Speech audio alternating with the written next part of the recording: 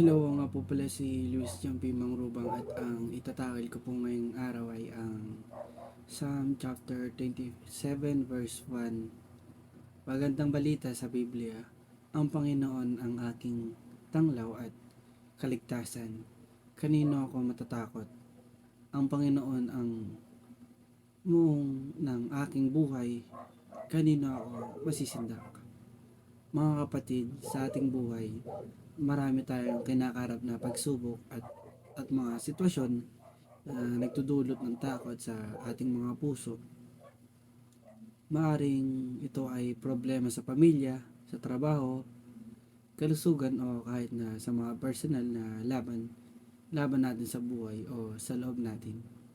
Ngunit ang salmo na ito ay nagpapaalala sa atin na ang Panginoon ay ang ating tanglaw at kaligtasan. Isipin natin na ano ba ang ginawa ng tanglaw. Ito ay nagbibigay liwanag sa dilim na nagpapakita ng daan at nagbibigay ng seguridad sa atin na hindi tayo maliligaw. Ganito rin ang ginagawa ng Panginoon sa ating buhay. Siya ay nagbibigay liwanag sa ating mga madidilim na sandali, nagtuturo ng tamang daan at nagbibigay ng kapanatagan na hindi niya tayo papabayaan.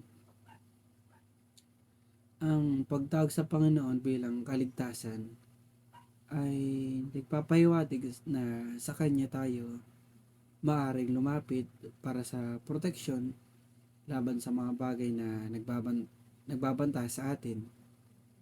Hindi kailanmang matakot dahil ang Diyos mismo ang ating muog at kanlungan.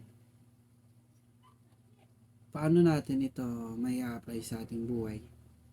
Sa tuwing tayo ay nakakaramdam ng takot, alinlangin natin sa Panginoon ay kasama natin siya at siya lang, wala nang iba pa. Manalangin tayo at humingi ng kanyang gabay at protection. Gamitin natin ang salitang ito bilang paalala na hindi tayo nag-iisa at walang dapat tayo katakutan. Ama sa langit, salamat po sa inyong walang hanggang pag-ibig at proteksyon. Naway maging matatag kami sa aming pananampalataya at palaging magtiwala sa inyong kapangyarihan. Tulungan mo kaming maging maliwanag sa iba at magpapakita ng inyong pagmamahal at kapayapaan sa pangalan ni Jesus. Amen. Ilang po naway may natutunan po tayong aral ngayon. Maraming salamat po.